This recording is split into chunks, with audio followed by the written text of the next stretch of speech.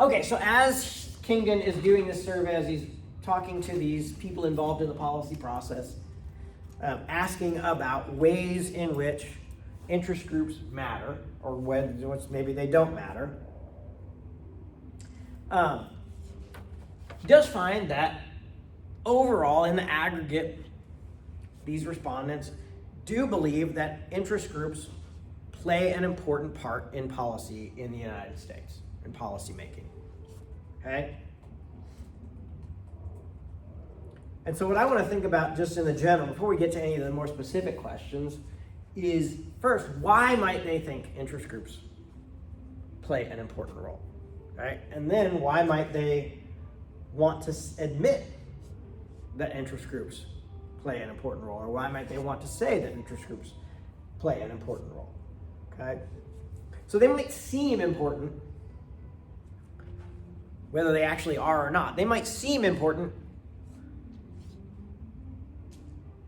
because interest groups are always there. Right? Elected officials come and go. Staff members come and go. But major interest groups are going to be there for decades and decades.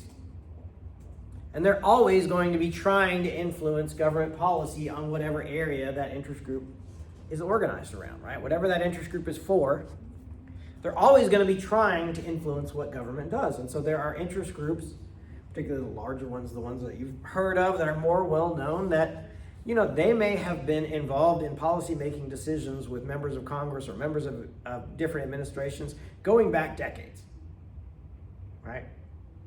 And even though, yes, the people in the interest group have changed over time, they're still representing that same interest group, right? They also seem important because they do have that opportunity to develop expertise that I mentioned earlier, right? And these individuals who are answering the survey, these staff members, these elected officials, they are generally going to be generalists, as we've talked about. Right? So you're going to see reasons to think interest groups matter. They're always there. They've been there a long time. Right? They have a lot of expertise on issues. But you could also imagine not wanting to say that. Right? So how did you come up with this policy? Oh, I got the idea from an interest group. Right? So here's what I think they actually meant. This is my perception, okay, of what they actually meant, okay? And that is that I think what most of them are probably saying, at least at some level, is interest groups have too much influence over other people. Not me, of course, right? I push for policies that are best for the country, best for our constituents, right? I push for things that are just, fair, right, wonderful. But other people are really giving too much attention to what interest groups want. And in fact, if you listen to discussions about interest groups in politics in the United States, people very rarely use the term interest groups, right? Instead, they like to say things like the special interests. And nobody's ever meant the term special interests as a compliment, right? It's always my opponent is bowing to the special interests, right? My opponent is giving in to the special interests. My opponent is too influenced by the special interests, painting the picture that the special interests are something dark and sinister, right? Operating behind the scenes, using money to get people to give them what they want. Whereas I might be also listening to interest groups, but those are the good ones, so it's different, right? All right, but then when we think about what specifically do they do? How do they matter? He asks them about the impact of interest groups on affecting the agenda, right? Do they bring things to the agenda? Do they prevent things from coming to the agenda? And there's some support for the idea that they do, right? They may force the president or force Congress to deal with particular issues that maybe they didn't really want to. So an interest group that's effective at reaching the public with a message and getting members of the public to contact elected officials to say, hey, this is a problem, what are you going to do about it? Or, hey, why aren't you supporting this particular solution? Can force those elected officials to deal with that issue they may not have had on their agenda. Maybe they do what the interest group wanted, maybe they don't do what the interest group wanted, but they have to at least answer questions about it. They have to at least think about that issue. Certainly interest groups can be helpful in blocking particular issues from the agenda. Right? So I've mentioned before the issues with Social Security, right? No doubt in my mind that the belief that if I were to propose a plan to make major changes to Social Security would trigger a response from the AARP that would activate a huge membership of people who are very likely to vote against me has been a factor in a lot of people deciding not to touch that issue. Right? In fact, it's been described as the third rail of American politics, and alluding to the third rail on a subway, which is the one that has electricity flowing through it. And you don't want to touch that particular rail. Right? Bad things happen to you if you touch that rail, right? And so that's been the idea, is that if you go after this, if you try to make changes to it, right, you're going to activate this response, and it's likely to be led by an interest group, a very large interest group. Actually, the ARP happens to be the largest interest group by membership in the United States. And again, people who are older, who are more likely to vote, you don't want to go there. So it kind of blocks that issue from the agenda. All right. Then it comes to kind of affecting the options. Do interest groups impact the options that people are likely to talk about? So an issue comes up. Are interest groups able to put particular options on the table for the president? So the president's actually consider this particular plan that the interest group wants. Well, it's definitely the case that interest groups kind of have their own preferred solutions. And so if you are relying on an interest group to provide you with expertise, with information, with background information, right, contextual knowledge, part of what they're going to provide you is their proposed solution. If they're the experts on this problem, they certainly have an idea of what we should be doing that we're not doing now. And if you're consulting them for information, part of what they're going to tell you is, well, here's what I think we should do about it, right? And so when you are consulting them for that information, they certainly have an opportunity to put options on the table that maybe you wouldn't have considered otherwise, right? Again, this is separate from the federal bureaucracy. It's separate from your advisory structure. Things that may never have made their way through the funnel for you within the executive branch may come to you if you're consulting with interest groups. Okay? Interest groups provide distance. Right? Outside groups can say or do things that might be politically risky for you as a president, as a member of Congress. Right? So the public might not like me criticizing some other elected official or criticizing some particular policy. They might react negatively to me doing it if I'm the president, if I'm a member of Congress. But an aligned group that goes out there and makes that argument separately from me, doesn't have to worry about losing re-election, might be able to make that case in a way that I can't, okay? Of course, if the group is really closely aligned with me, people might believe that it's linked back to me anyway, even if I don't say it, even if the interest group does. So there's some risk in there. But we also have to keep in mind that when it comes to interest groups, presidents are much less likely to have well-established relationships with interest groups than members of Congress are. Okay? And there's a few reasons. So first of all, presidents have term limits, members of Congress don't. So there are people serving in Congress right now who have been there for 3-4 decades, right? They've had ample opportunity to develop very close working relationships with different interest groups, okay? A president who's in for most likely no more than 8 years isn't going to be able to have that same opportunity to develop those relationships. It's also the case that there's a lot more competition for the president's attention, right? A lot of different groups want to meet with members of Congress. Everybody wants to meet with the president, okay? So I have an opportunity, even if I'm just, let's say it's a member of Congress who's only going to be there for 8 years as well. That member has more opportunity to meet with the same interest group over and over again than the president is likely to have, because there's just so many more groups, so many more people wanting to meet with the president. presidents have a greater political need to be seen as distanced from interest groups.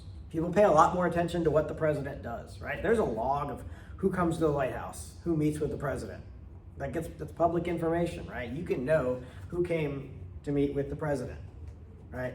It's not the case in the same way for members of Congress, right?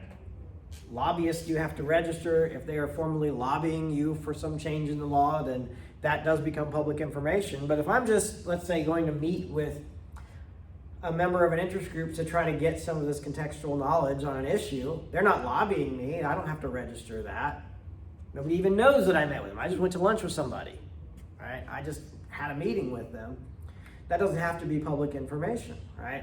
But presidents, pretty much anybody they meet with, particularly anything like that, where you're meeting with an interest group, that's going to be publicly available knowledge. And the public, if they don't like that group, is going to have questions about that, right? It's much easier to avoid that kind of spotlight, avoid that kind of attention as a member of Congress.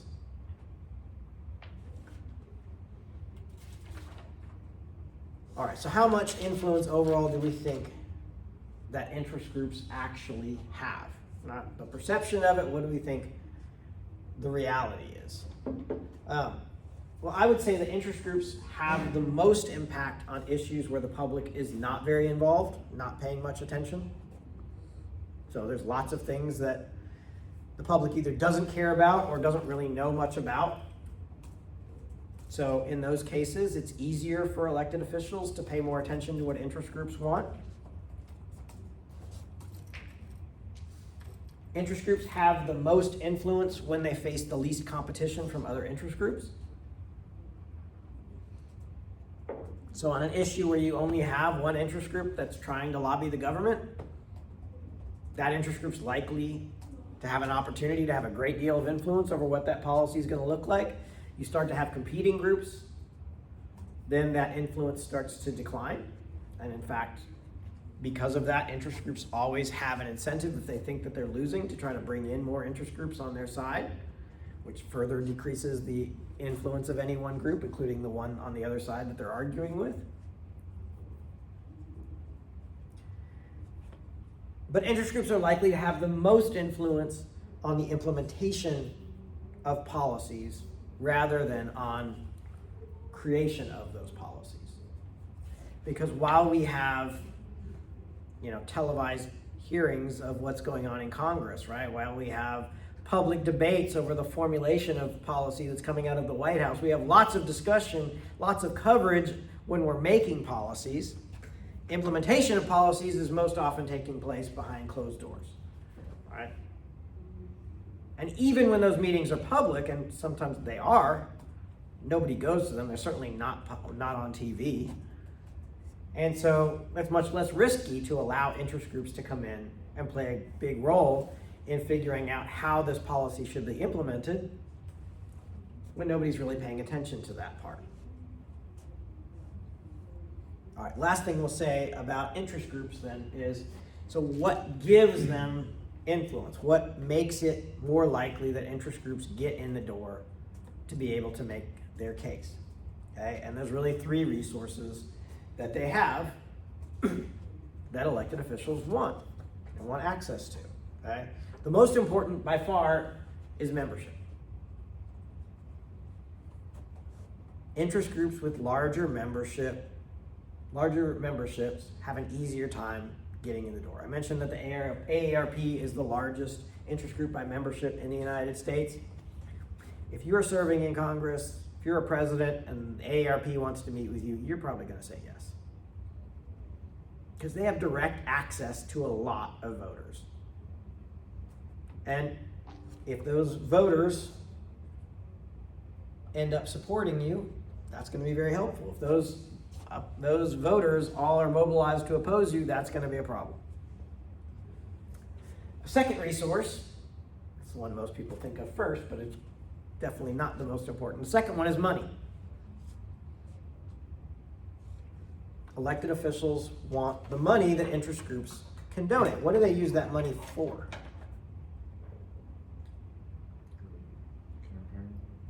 For campaigning, right? So the reason that money is the second most important, not membership, is that what I want is the votes, right? Money is a means to an end. Money is a chance to get my message out to voters to persuade them to pick me in the election, right? If I can reach those voters without spending any money, great. Right? If I get the votes, if you give me all the votes and none of the money, I win, right? You give me all the money and none of the votes, I lose. So I want the voters, but money is important. It's a way to reach voters, and money definitely provides access to elected officials. It doesn't guarantee that those officials are going to vote the way that the interest groups want. But it does mean that those elected officials are likely to hear them out. And you at least have a much better chance to persuade somebody who will hear you out than somebody who you can't get a meeting with. Right? The third one, something we've already talked about, is information. When they have that expertise or perceived expertise, that can matter a great deal. And this can be very different depending on the circumstances, the issue, the partisanship, right? So there are interest groups that are clearly aligned with each party. So if I'm president, I'm going to be more likely to listen to what an interest group that's aligned with my party says than one that's aligned with the other party. And I'm going to trust their information more than the information I'm getting from a group that's aligned with my opposition. But there are also cases where interest groups are kind of perceived as having unbiased expertise, and they might have access because of that to either party, right? So if you think about what has traditionally been the case, I'd say a little bit less in the last 5 years, but traditionally been the case that things like the American Medical Association has kind of been viewed as having unbiased expertise. And so if you're thinking about health policy, you would consult with doctors about the specifics of that policy, and the American Medical Association would be a good way to do that. I think that over the last 5 years since COVID, there's been kind of less confidence in organizations like that. But you still see groups that have that sort of perceived unbiased expertise. They're going to have a lot of opportunity to get access on policy, regardless of which party is in control of the White House, which party is in control of Congress. All right, questions about interest groups? All right, let's pause again.